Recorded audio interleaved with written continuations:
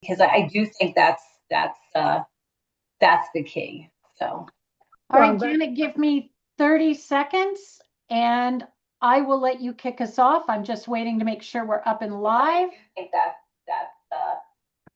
the key. Awesome. All right, Janet, give me 30 seconds and I will let you kick us off. I'm just waiting to make sure we're up and live. I think that's the key. All right. I'm getting a reverb like that's a repeat of what you said. Turned it off. Are we good? Yeah, I think that's good. Reverb like that's a repeat of what you said. No, still getting it. There, now try. Okay, let's see. Now I'll be quiet. Working. Okay, awesome. Thanks everybody for joining. And this whole discussion came out of a post that I did a couple weeks ago, talking about what Intel had decided to do with their marketing and marketing operations, which for those of you who may not have seen the post, at a, kind of too long don't read moment, it basically was that Intel is outsourcing their marketing operations to Accenture, and Accenture will be using a combination of AI as well as low-cost outsource centers to completely run Intel's marketing and marketing ops. Now, look, Intel is in its fair amount of financial pressure and they're trying to save money. So they are first at the gate in this news because of that. But I don't think they're last at the gate. In fact, in most of the boards that I sit on or folks that I advise at the C-suite level, they are all looking at this evolution, particularly in marketing, finance, accounting, and other areas where they can truly use AI as an augmented workforce. And I think that's truly the piece that people miss, is it's not going to be 100% AI. It's going to be that where you needed 117 people, maybe you now need 17 people. And AI is going to be being used to complete the task that, frankly, all of us have found annoying forever anyway. And so I really think that's doing a couple things to the market, right? One, it's setting an expectation for customers that marketing work should either be significantly more expensive or significantly cheaper. And there's no room between the two, right? It's either significantly cheaper because you must be using AI, or significantly more expensive because you're only doing advisory and you're not doing the work. And so they're paying for your expertise and only for your expertise and not for the work. And so that's why we wanted to hop on today and just kind of talk about, what are people thinking? How are we looking at how we help the next generation of marketers, sellers? SDRs are being replaced by AI in massive quantities. Finance friends, all the folks that are in knowledge worker jobs that we know and love in our industry, that we want to make sure go to the next level in the right way. Some ground rules for our conversation today: just everybody open, honest, collaborative, not a presentation. This is just an open conversation. Please use the chat if you've got a hot idea, and then we'll continue this conversation in Tech World Half on Facebook. And I think to kind of bring this over, and I'm going to turn it over to Kathleen Martin in just a second to really talk about the first discussion. My take on this is it's not about fear. It's about excitement and power and preparedness and being better prepared than others when the changes come. That's my whole reason to want to have these kinds of conversations. Let's just all be the best prepared people and not be surprised and shocked by what's coming. So Kathleen, with that, I'm going to turn it over to you. Thank you. So I've put our first question up into the chat as we go on with this today. Now, as a reminder, we are live streaming right now on the JSG YouTube channel, and I have posted that inside of Tech World's Half. For those that visit us later, our first question today is, what did the Intel news that Janet posts signal to you personally or professionally? And I know, Catherine, this is something that's near and dear to your heart, as I have right here sitting on my desk, where it has been every day since I got my own copy, your first 30 days with AI. This is something I think should be on everybody's desk. But Catherine, for those that haven't started to post in the chat, what did this news say to you? So I think, first of all, anyone who thinks that anything outsourced to Accenture is going to be cheaper, I have news for you. It will come off your SG&A, right? It's going to go on a different line. Janet, you know this, right? But it's not necessarily going to be less expensive. And I also think that it could be a business move, right? Because they're trying to signal that they're a little bit more profitable, maybe, or they're a little leaner than they were before. It could be a two-step move where they start there, and then as they're reevaluating our, their stable, if you will, of marketing talent, and then they'll, but we've seen this many, many times before where they've cut, especially marketing, unfortunately, they've cut and then they've outsourced and then they bring it back, right? And they bring it back, and not always do they bring it back at the same level, but it always looks similar. And then it's probably, I mean, we've seen this so many times. I joke about it now. I'm old enough to remember the time where it's Who Moved My Cheese was like the big book, right? Yes. And so we are now in our Who Moved My Cheese moment. And so the fact is if you haven't read the book, you should go, because it's still very relevant today. But the idea is that, like, the train has left the station, and we got to get on the bus or the train or whatever. I don't want to mix my metaphors, but I think that's really kind of the point, is that we don't know what it means yet. I think if you look at any kind of revolutionary thing, people thought in the 90s that the internet was going to disintermediate the channel. Everybody was just going to go online and buy their PCs. Well, the exact opposite happened, right? The channel exploded, and then COVID was going to kill all live events, and some of us, this gal, was kind of happy about that. Not all of them, but a lot of them. Total opposite happened. So as we look at these things, we just have to, yes, it's fear, no question. And in some ways you should be afraid, because you see this stuff all the time. It's like this avalanche of bad news. But I also think that we can get ahead of it by understanding it, as Janet said, understanding it, embracing it, learning how to use it the right way, the best way, and looking at the opportunity. Every single time there has been any kind of a sea change, a transformation, there's always been opportunity for people who want to step up. I agree. And I think, I keep, and I put it in the chat as well, I feel that by cutting this, and I agree, Catherine, long-term, they won't save money. Short-term, they got to hit on their balance sheet, hey, no human resources cost, etc. They're in a cost savings to save their lives moment. So good for them, right? But long-term, it'll come back, oh, that wasn't effective, so we need to hire some internal people because we won't have expertise, right? Yeah. So I think, short-term win for all of us as consultants who are consultants in the industry, because they're not going to end up with any expertise in-house. Yes. To address the strategic needs. Because it's one thing to say, hey, look, I can outsource. And I had a conversation yesterday, it was fascinating, with a firm in South Africa that's using AI and then low cost headcount, where you could have a marketer, a full-time marketing manager for $2,500 a month, a human. And they were pretty good. I put them through their paces, they were pretty good. But here's what they were pretty good at. They were pretty good at executing on a plan, creating the graphics, creating the content, right? I'm sure with the help of AI. What they wouldn't know how to do is think about pivoting, new solution launches, new segments, new markets, right? They wouldn't understand how to put together a routes to market strategy. I see, Patricia here, who's genius at that, right? What routes will you go after? What's that going to cost you?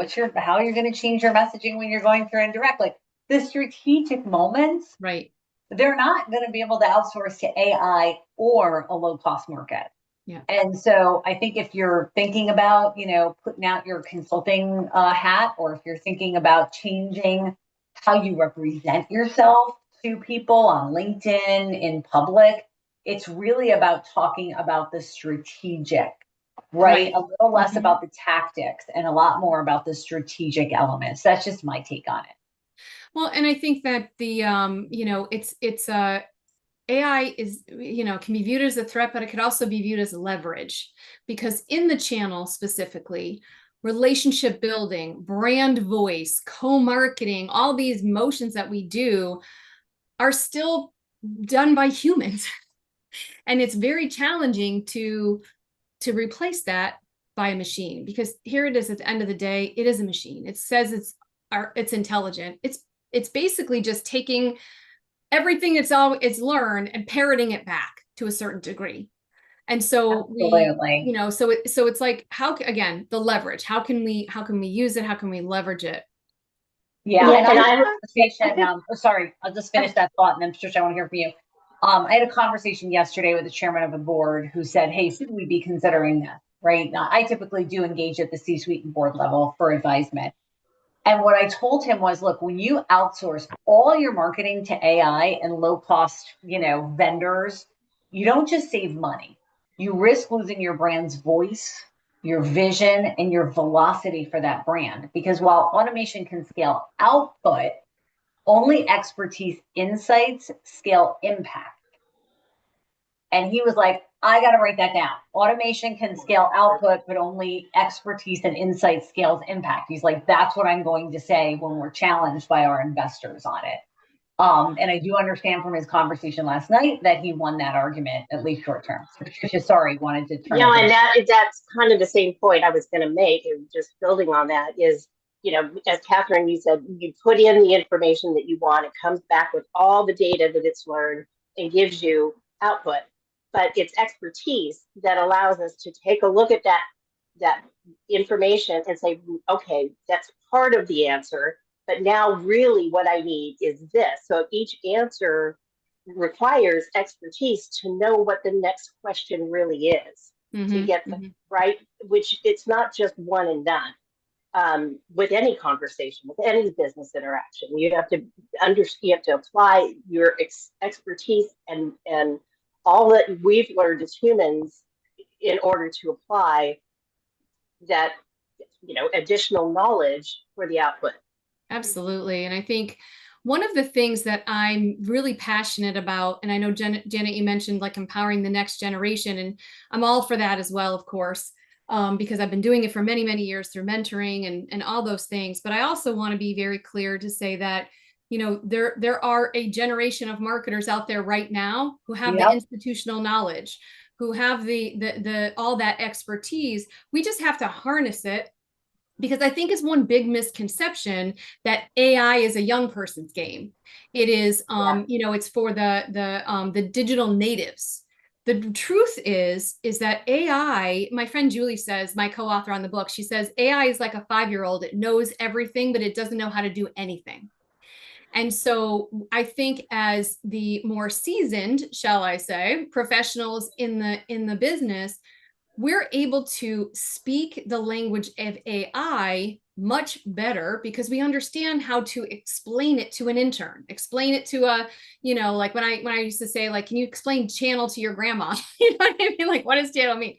And so I think that the thing for me that's really passionate is about the training piece, is because if you learn how to train, and if you learn how to speak the language of AI, break things down into these chunks of information that you need to come out, the output is so much better. I mean, I've been using AI for like a couple of years now, but I would start and I'd be like, write me an email. And I'd be like, this is terrible, right? Like it would say delve, like, let's delve in, or in today's ever-changing landscape. I was like, oh, make it stop.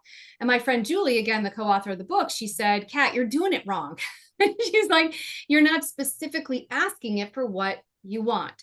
And so that's why we kind of went on this path of writing the book and making the course through the Channel Marketing Association. So it's like everybody understands the basics, and now we can take it all to the next level. We can train our teams. We can, we can really work with it and make it useful tool, not just something that you kind of put in and out. Yeah, and I think one of the things I've been hearing with women, and just to kind of wrap that midlife element. So what I'm telling people, look, this isn't a career plateau. It's more of like a pressure test. So if you're midway through your career and you don't grab AI, yes, that's going to, result in you writing your own career obituary, but not because you're too old. You're basically too essential to sit this one out. So you have to evolve because the industry needs your expertise. We can't just say, oh, this is great, let's replace it all with young marketers and AI and you guys go out to pasture, because we need your expertise. And so I'm kind of really encouraging people to make the churn, make the evolution before they're forced to, so that we keep their expertise in the industry, because nothing would break our industry faster than all those talented women departing. Yeah. And, you know, when you mentioned women, it was interesting. Someone sent me a study the other day. And of course, you know, I'm a skeptic on all this clickbaity stuff. So I went to Perplexity and I did the deep research. There was a study done, and I think it was the University of Chicago and University of Copenhagen, that found that women are 20% less likely to use AI tools in comparison to their male counterparts. They feel like they're cheating. They're cheating. They have to do the hard work. They're cheating. There's that piece of it, that they don't have the confidence, again, and how to make sure that the output comes out properly. There's no like clear signal from the top. And a lot of us, well, I don't know if I would count myself in there, and I don't know if I count you in there either, follower, Janet, but many, you know, as broad brush, many women are. And so if there's no clear leadership from the top that says, hey, it's acceptable to use this, we're like, ooh, I don't want to get caught. Maybe we shouldn't. And by the way, there's some areas where you shouldn't. This is a good conversation. So I just got called in by a client to talk about something that happened in their business. And what happened was their biggest competitors seemed to have their entire roadmap. And they were saying, we don't know how they have our whole product roadmap. And, you know, do you have any ideas? What do you think might have happened? It's a company I'm on the board on, and we were having this discussion, a privately held company, a private board.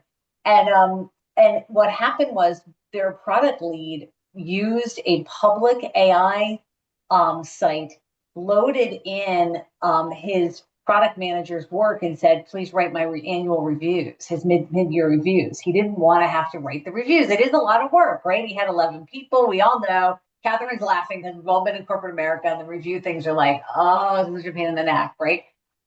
And so he had it fill in all the templates. Well, unknowingly, right, that using of a public AI free tool then made all that information public data. So somebody, a competitor, said, do you have any insights on the roadmap of our competitor? And it said, like, how's all this?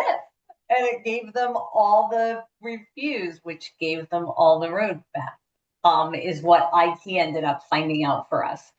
And so I would caution people, it's really good to learn AI, but, you know, the same way we all had to pay for premium accounts for LinkedIn or Sales Navigator, you're going to have to buy the AI engine of your choice, right? And you know, at an enterprise or paid level, so that your data is kept in your data lake and not being used to train the LLM models. And so I always try to remind people of that, because that's a really quick way to get backwards, right? Janet, to that, Gloria Bell just posted a comment that I think is very important, which is, does your business have a clear and clearly communicated AI use policy? Absolutely. I think we're seeing that more than ever with people. Catherine, you touch on that in the book, actually, on being, you know, too much inside of a use policy, that people have to put some guardrails around this for business purposes.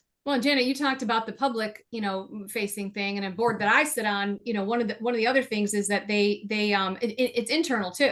So a lot of companies are like, you can't use ChatGPT, you have to use Copilot. Well, Copilot's being trained on all of your internal documents. But again, if you don't set those guardrails, situation where, you know, that person was doing some, you know, salary research, and it pulled up everybody's salaries in the whole company, because there was no guardrails. Oh, yeah. So it's you can't just turn it on.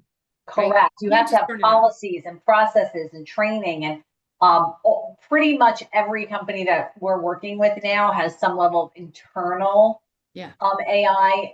You know, self-servingly, I will say AvePoint has a really great process to help customers when they implement Copilot to protect their data and data management, because I sit on their board. So self-servingly, AvePoint has a really great solution for that if you know anybody that needs it.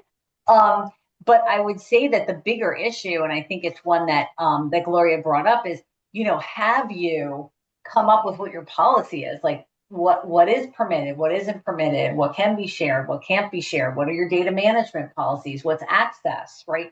I really think, Catherine, you and Gloria are making a really good point. Yeah.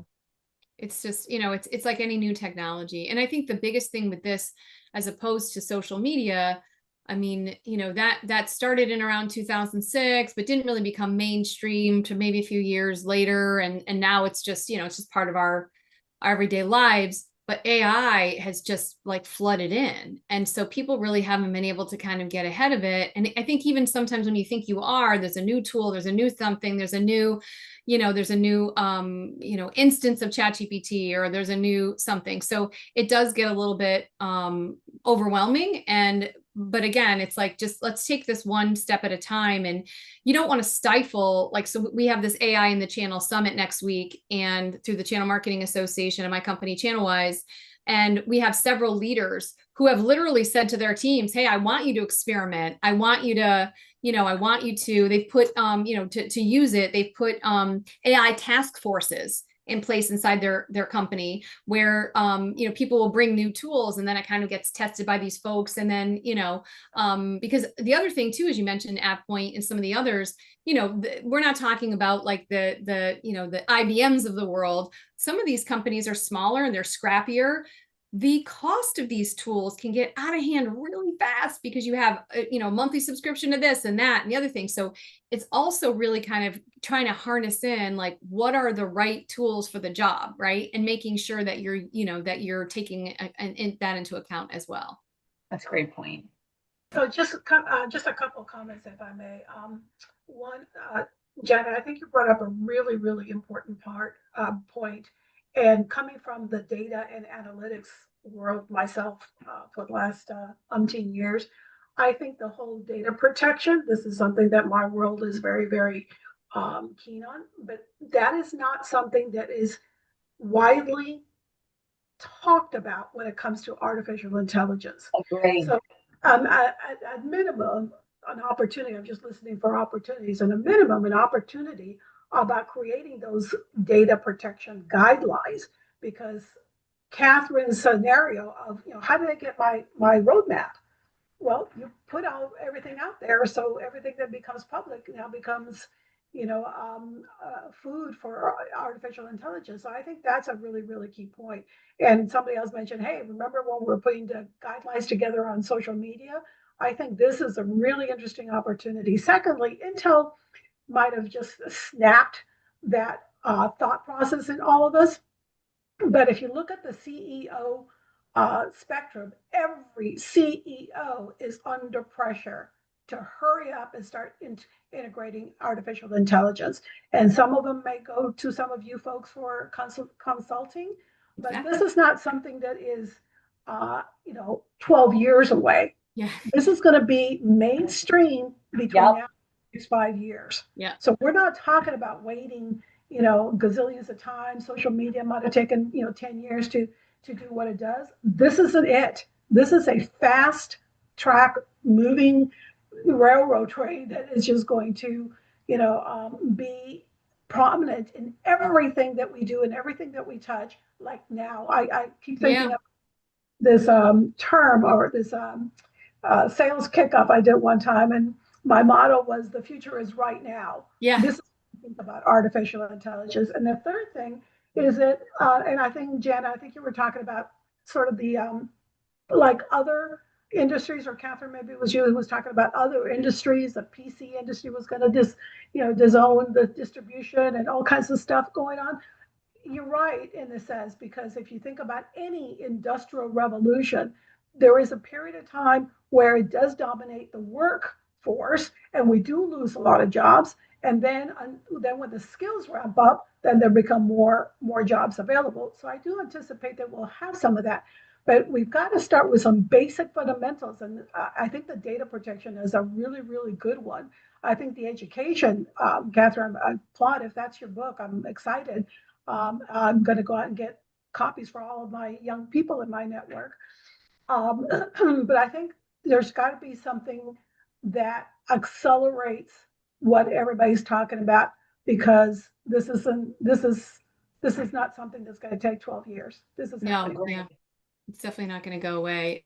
No, and in 5 years, it's going to be just dominating every industry, every work environment. We're talking about people in marketing today, but it's going to dominate a lot. I mean, oh my gosh, I used it for just, some simple stuff that I needed to get fixed, and it gives you the answers. I mean, it's really remarkable. And I'm not even doing the, high end tools, just a basic tool is absolutely phenomenal what this able can do. Well, think about it though, like, way back when the telephone was, and I wasn't around for this, my kids might think I am, but I wasn't, when the telephone was invented, you had to pick it up and you had to talk to an operator, and then it was a this, and, and then there was a phone book, and then there was a yellow, there was all these things, right? And that's kind of where we are. We're in that next sort of phase, but yeah, look what happened to all the bell companies, all the baby bell companies, right? Right. Yeah. And And I so, think that's a really good point. Yeah. we're definitely we're in that acceleration phase of technology, of this piece of technology. But I do think that we have to remember that, humans, just from a DNA or nature of nurture, whatever you call it, our humanness is built on relationships. It's built on, the working together. It's built on all those things. And I don't think that that's ever necessarily going to go away. And what could happen is that, the pendulum could swing back, because, like when I was in 7th grade, I had a perm and the claw, the bangs. It was horrible. I looked horrible, but I did it because I wanted to look like all my friends. Well, that's, I think, what's going to happen if we're not careful, is every single thing. First of all, people are already discounting. Like if I see a LinkedIn post and it has green check marks, I'm like, not that I don't think people are going to use AI, but it's like, come on, really? You can't just change the emojis, right? So it does that there's a little bit of that happening already. The deep fakes. People are now like, hey, that's a great video, but is it real? Kind of thing. And so I think some of that is going to start to take shape. So the creatives, people that stand out, people that do those kinds of things, the opportunities, you're talking about the search, AI optimization. So if you were in search optimization before, now dive deep into AI optimization, right? Those kind of specialties. Yeah. Well, so I think there are a lot of opportunities. into like that.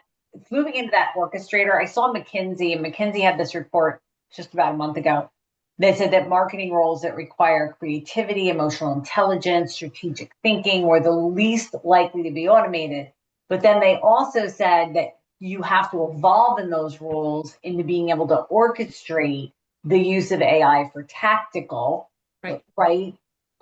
And that they did think AI would displace the marketers who didn't adapt. And their point in the report was that if you treat AI like a threat, rather than, hey, this is a tool I can put in my basket the same way I put CRM, PRM, right? Whatever, bops, whatever you use, right?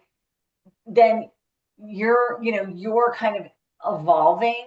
But the folks that are stuck in the, I like to call it what worked in 2000 mindset, like manual A/B testing and siloed campaigns, and they're just kind of already obsolete. They just haven't been removed from their job yet because companies are still grappling with how they're going to ingest AI.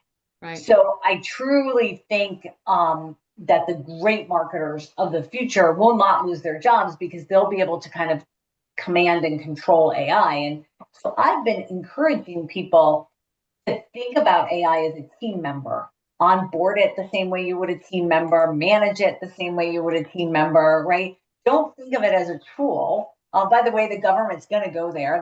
They'll end up taxing AI bots like workers because they'll have to, right? If what happens continues to happen with us all getting much older, less of us working, and AI doing more and more jobs, which is just a reality with an aging demographic, right? It doesn't mean there won't be jobs. It just means there won't be enough people for jobs. They will treat it like a human. And so better only if it's being paid though, right? Yeah. Better for us as marketers to start treating it like a human. Like I asked a question last week of a client, how are you onboarding AI?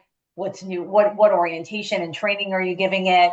What access are you giving it to your policies and your codes? How are you training it on appropriate behavior? And it was like dead silence in the C-suite audience. They're like, we didn't do any of that. Like, well, but then how are you expecting it to work? Right? So Janet, you bring up really good, and it's a little bit contrast to what Catherine was talking about, because Catherine, you're talking about not having the emotional intelligence and things like that, and that's today. But already, people still in my business network, there are ones that are really using this on a very regular basis. They're treating them like it's their best friend in the freaking world. Yeah. Not Sorry. and one of the things that I was watching on Squawk Box yesterday, the business channel, and one of the CEOs that was featured, that was talking about this, he was talking about how polite artificial intelligence is. You know how polite ChatGPT is. It's like, oh my gosh, they say, they have all the niceties and the social skills and everything else. So And they I never would call in say sick, this, and they're never tired, and Yeah. they have like a lot of things. this is not an emotionless tool. This has got, and that might be a limitation today. Yeah. I'm telling you, in 2 years and 3 years, as it keeps learning, it's going to Will learn. not be. Yeah, it'll be Yeah, more empathetic I think for though, understanding than us. the caution I would say is that it mimics emotion. It doesn't have emotion. There's a difference. True. That's true. So it tricks you into thinking that. And I, like I said, working with it, one of the things I've noticed is that it doesn't push back at all. It's always telling me how great I am. I'm like, wait a second, I'm all right, but I'm not great all, I mean, and like, so I train my GPTs, I train it to say, ask any questions, tell me what I'm missing, what are the gaps, and then all of a sudden it's like, well, hey, these are the gaps, kind of thing. So it's like, to me, it's like training something that like my dog just loves me no matter what I do. And it mirrors my emotions. Like if I'm afraid, you could tell she's afraid. That's what ChatGPT does. It gives you that false sense of, in my opinion, emotion. And Well, so, it's like a sociopath with a PhD in pattern recognition. yeah. Right? Okay, Because I it think can that's recognize emotions, and how to simulate emotions, and how to map emotions, but it can't actually feel them. Feel the But emotion. that's it. So, Catherine, I think that's another area. So, we're talking about data protection. I think that's another area that's really important for people to understand, because people are just people.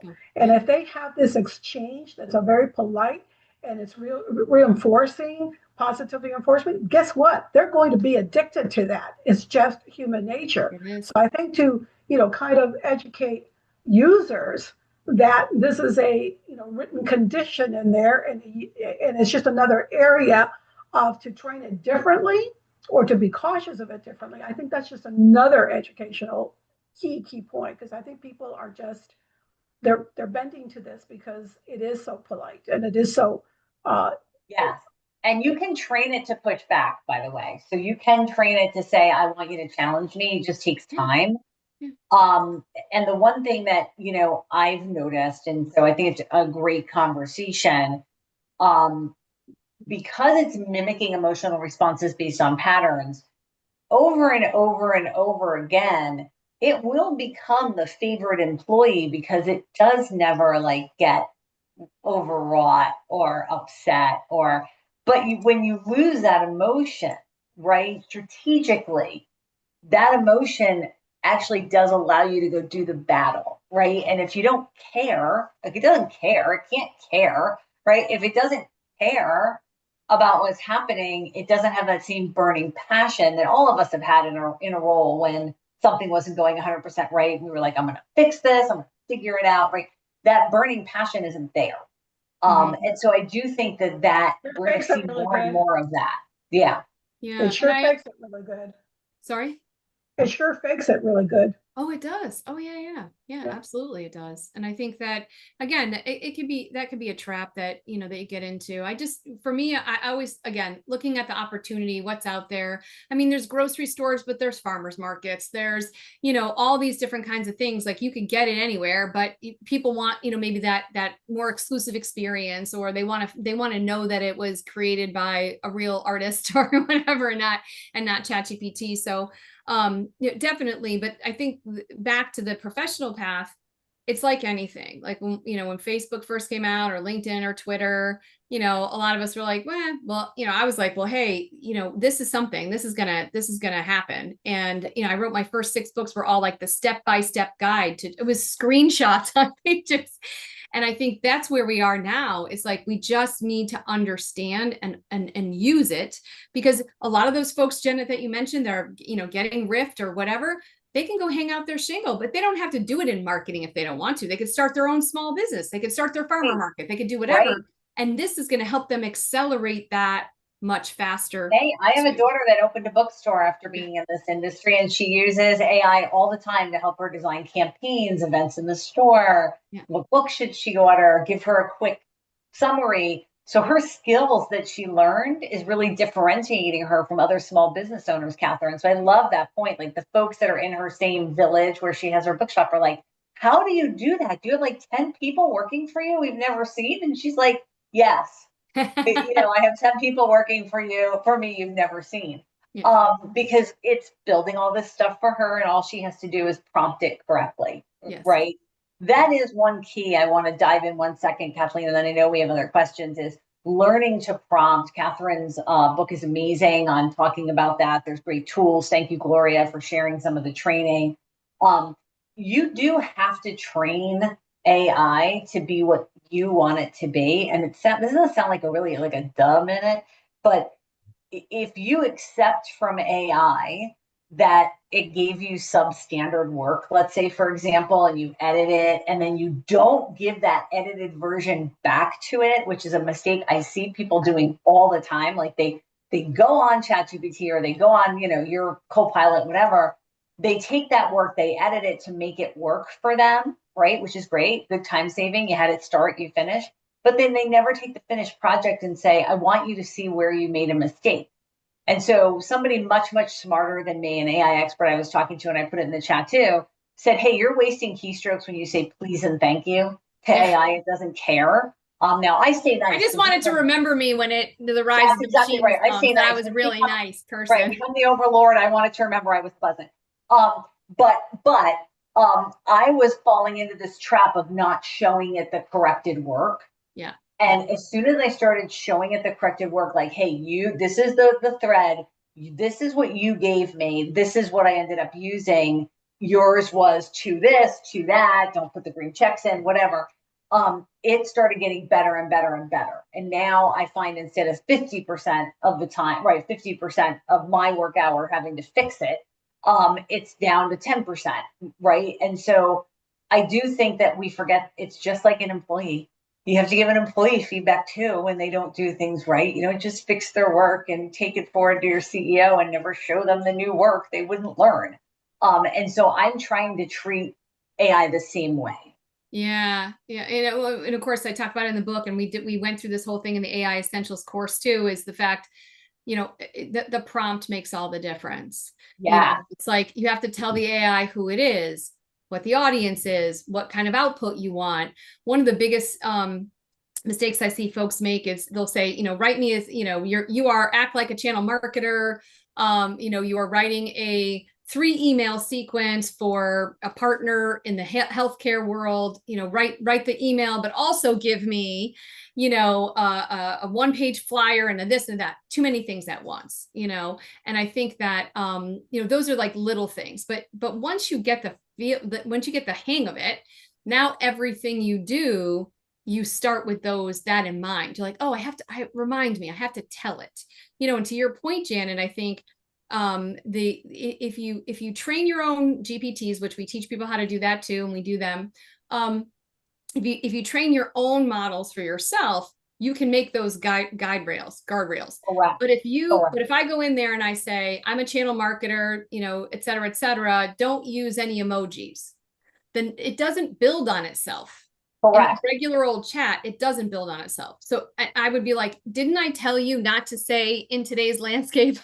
Oh my God, the worst. Every time remember me in right? a world, anything that starts with in a world, I know was written by it. Unlocked and whatever, unleashed. But it is the prompts that are the really, really important piece of it, and making sure that you are, you're thinking through. And sometimes what I'm doing, especially with images. I know the image that I want, but I can't really figure out how to tell it. You know, even with designers, I've always had that issue. I don't know. I have it in my head.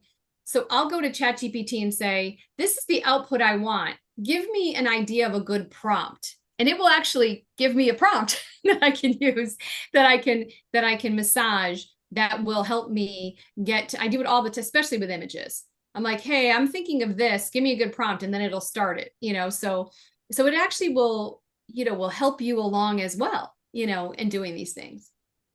I love that. Are there any other questions in the chat? Yeah, Catherine, but Kathleen, what do you, Well, I think this is great. Some things I would like to speak about specifically. You know, Catherine, you all have an upcoming course and you offer a certification. I think that certification from the Channel Marketing Association is critical as showing that A, you understand what you're doing, and B, you've been through some sort of methodology to start using it. Can you talk just a little bit about that? Well, again, the idea of it is I think that everyone just kind of needs to level set. Like, let's at least, you know, even if you've been using it, it can't hurt to kind of go back and say, okay, and we did this specifically with channel marketers in mind, so that the examples and everything are channel marketing based. We have a next course. That course is launched. We have over 100 learners in it already, which has only been a couple of weeks, so we're really excited about that. We have companies like D&H. You know, they brought on all their marketers. Amazon, AWS did. So we're training companies as well with this. But very quickly, we're going to be launching the AI essentials for channel sellers too, because obviously there are different motions. And so that I think is a really important thing that folks will need to know. And the reason we made it a certification is because, like, the Channel Marketing Association is an industry recognized, you know, group. And so 88% now of job applications, you know, before it was you have to know Word and Excel and whatever, 88% are saying you have to be AI proficient. But how do they prove that? You know, because you wrote your resume with ChatGPT. So at least this way you could say, hey, here's Gloria, I see you laughing. Here's a certification from an organization that is specifically dedicated to channel marketers. And, you know, they can see the different, you know, kind of exercises and things like that people have done. So I think it just really helps you stand out a little bit more when you're out there looking, and people will know, like, you're AI proficient. I love that. Yeah, and I think that's important when you think about that skill stack. And I'll put something in the chat that I've been kind of using around kind of a 5-step process to rethink how you invent yourself in this new world. But I do think that one of the things I'm seeing is people have to immediately be like, hey, I'm not in marketing. I'm in, you know, growth acceleration, growth economics. I heard somebody say the other day. I'm a B2B go-to-market strategist. Right. If you just go, hey, what do you do? I'm marketing. You know, it's silly, and I know that, right? But it sounds a lot like you're still in horses when the car's here. And so I'm trying to really encourage people to take trainings like yours, Catherine, which I think is amazing. Get the skills, but then don't just stop at the skills. Kind of redefine yourself. Absolutely. How do you talk about yourself? How do you look at your career as a result of having those skills? Don't just be like, I updated my resume. It says I completed the AI training course from Channel Marketing Association. Like, check. It's not a checkbox. It's a strategic shift in your career. And I akin it to when we started talking about go-to-market to incorporate marketing and sales motions. It's a similar revolution, right? And the CRO having sales direct and indirect was an evolution, right? They used to be kind of these separated battlefields in our industry. This is just another evolution. And if you brand yourself right, which is marketers, you would think that would be a strength for us. If you brand yourself right, then you're going to get more than your fair share of attention. And quite frankly, if you're looking for a job, more than your fair share of jobs, right? If you brand yourself as, yeah, me too. I took the training too. I don't think that's really what companies are looking for. Just my 2 cents. So Catherine, I have a quick question for Barb, or not Barb, Gloria Bell, if I can. Gloria, you are in the middle right now of looking for that next fantastic opportunity. You are living this right now, and anybody watching or listening or part of Tech World's half, you would be the luckiest person in the world to have Gloria on your team as a person who has worked with her both professionally and personally. But Gloria, what are you seeing about AI and what's actually coming at you in this marketplace right now? Couple things that stand out. One, and I actually posted about this on LinkedIn the other day. You hear all of these recruiters complaining about all the cover letters and resumes that they're getting created by ChatGPT. Right. If they don't want those, stop creating your job descriptions with ChatGPT. Yes. I 100%. have sent out, or I have reviewed and looked at probably about 1,500 job listings in the last 3 months. Yeah, it's bad out there, folks. It's really bad. It took me about 3 weeks to immediately be able to tell which ones were written by ChatGPT. Yep, me too. And the problem that I'm finding is because there is so much reliance on those tools, even if they're not completely written by it, portions are written by it. The expectations for the job requirements are so skewed and out of line with what the job's actually going to be. I know. Because I'm looking at these things and I'm like looking at a job and kind of, I've been doing this a long time. I can read between the lines on most of them and go, I could do this job in a heartbeat, eyes closed. This is a, 10 to 3 kind of job for me. The problem is because they have relied on checkboxes and AI and all of these other ridiculous procedures, the requirements that they have for those jobs, I don't meet. Right. And I'm not even getting looked at. I'm Can I getting ask a missed question about that? day one. So my question is, do you really not meet them, as in you really don't meet them? Or is it you don't believe you meet them? I mean, are they made up requirements? Because I know your experience. And face it, as women, we know that we want to check 95% of the boxes before we apply. So my question is it not being able to check a box? Or is it you really know it's a made up responsibility that probably isn't going to have anything to do with the job? So, and like you said, Kathleen and Catherine, we've known each other a long time. I'm one of those people, if I meet 25% of the requirements, I'm like raising my hand. Most people will not do that, especially most women. A lot of those requirements are made up requirements because somebody thinks that's what it should be. The number of jobs I have seen in the last 3 months requiring an MBA, and they won't even look at your resume if you don't have one. And I'm going, I have 30 years of experience. I will take actually almost 40 years of experience. I will take my 40 years of experience up against your 25-year-old's MBA any day. But they won't even look at my resume. And I'm like, and then you look at what the job actually is and what is needed to do that job. You don't need an MBA. You probably don't even need a bachelor's degree. You need a lot of good common sense and some experience.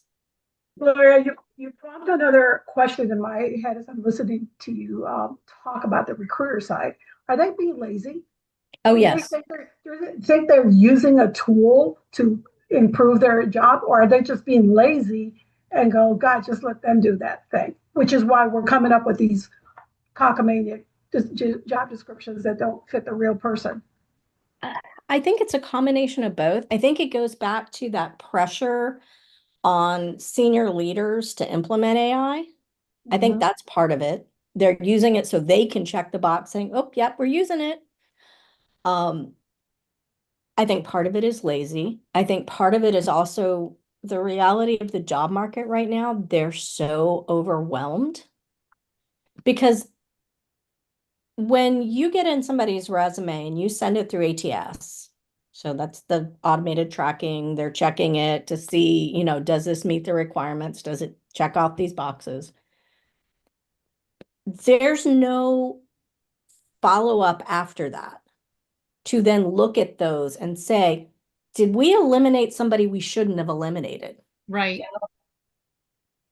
I mean, and I happen to know for a fact there was one job I applied to, and I know somebody that works at the organization. So I kind of reached out to her after, I mean, within like 2 days, I got a no thanks.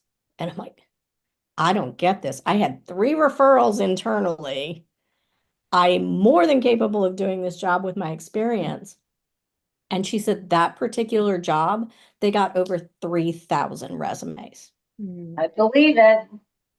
And so I think it's a combination of we're trying to meet these expected requirements. We're a little bit lazy. We have too much coming in. We're looking for how do we get through this in the quickest way possible. So that raises one other point to me in terms of opportunity, because I think there's a lot being done at the user level. Mm-hmm. My question is what's being done at the executive level? Because to your point, if there's a continued pressure to implement AI in your organization and everybody says you got to do it, and then it produces these laziness type of results or just ineffective results, then what are we training the executives on? Right. Well, and I think part of the problem is nobody's taking that step back because it's still so shiny. It's kind of like, 20 years ago when we were doing social media for the first time. It's so shiny. Nobody's taking a step back and recognizing they're getting inefficient results. They're getting bad results. They will. They will, but Yeah. it'll, At they what will be in expense? trouble by the time they do. Yeah, at what expense? And, we're back to 3 generations of bad management training is what we are back to. This is where we are. We have had 3 generations of training people on very singular things instead of how to be holistic, how to really look at everything, how to pay attention to everything. And these are now the senior leaders that we have at companies. And, it's not until they're in trouble that they actually take a step back and look at something and still periodically stepping back and going, oh, that's not working. Let's figure this out. So I've heard lots of thoughts that I think are really appropriate as a consulting mechanism or service to the CXOs, to the CEOs. Everything from data protection to understanding what the outcomes could be, the laziness or the inefficiencies or whatever it is. That's what I heard today. Yeah. So I can't thank all of you enough as we get to the top of the hour of this conversation that started one way and as we naturally knew, carried us right to something that's very practical for people in the workforce today. Catherine, can you share where people can register for this upcoming session?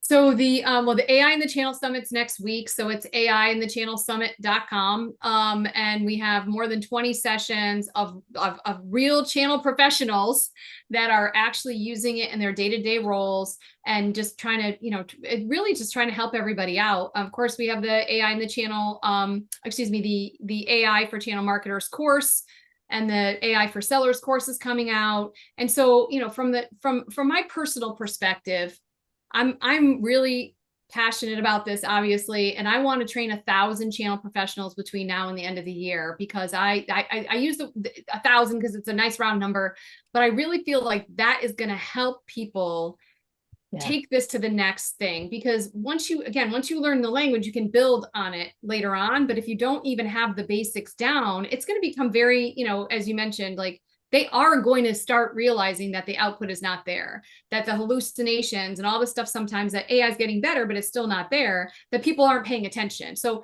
there are going to be a lot of things that course correct, like any new technology, right? There are going to be some course correction. So I think it's important to do that. But, I think my message, if I was able to say to all of you out there, learn how to use it.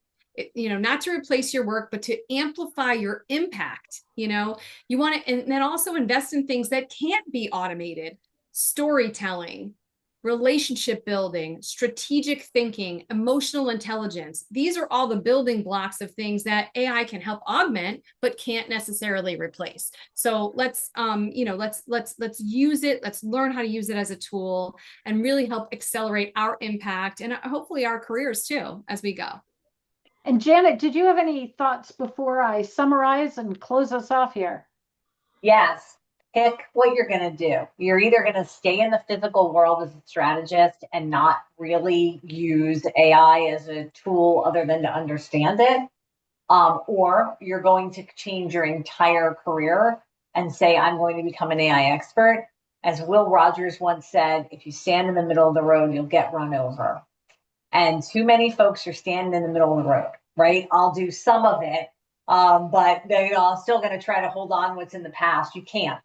Some traditional marketers who know how to talk strategic planning, et cetera, with some AI knowledge will succeed. And people that become true practitioners, experts in AI will succeed. Standing in the middle of the road will get you run over.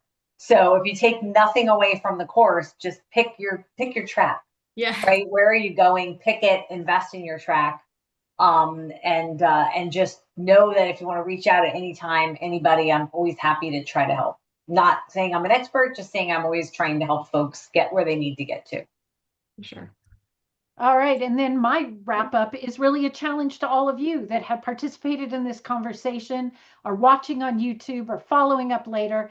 It's continue the conversation. It doesn't stop here. It's impacting our jobs right now. It's impacting people that are in the workforce, and it's impacting where you might be tomorrow. And for those of us that are helping that next generation into the workforce today, as a mother and a grandmother, I have children that are entering the workforce or will be entering it at a time that AI looks so much different than it does today. We need to be thinking about how we are arming parents and teachers in this space.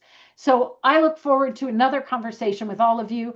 I am again going to put in a shameless plug for Tech World's Half, but also for our strong supporter, Ms. Catherine Rose, the Channel Marketing Association, the certified course, and I'm registered for next week's training. So I hope that all of you will be joining me there. And with Thank that, you. I'm Thank you gonna for your sign us support off. always, Kathleen, Tech World Tap, and Janet, and all the folks on here. It just means a lot. Thank you. Thank you. Well, Thanks, thank you all everybody. for your